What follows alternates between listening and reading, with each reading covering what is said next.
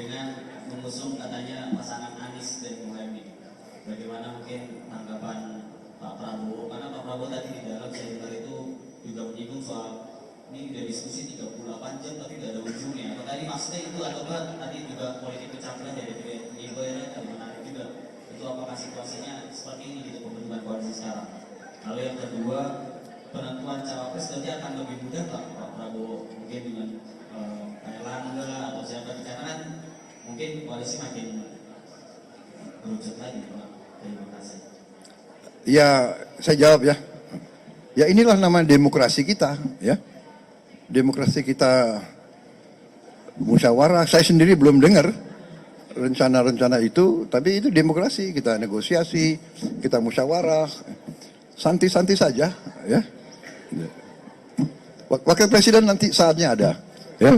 Terus Wakil Presiden ditanya. Oke, yang lain? Baik, ada lagi?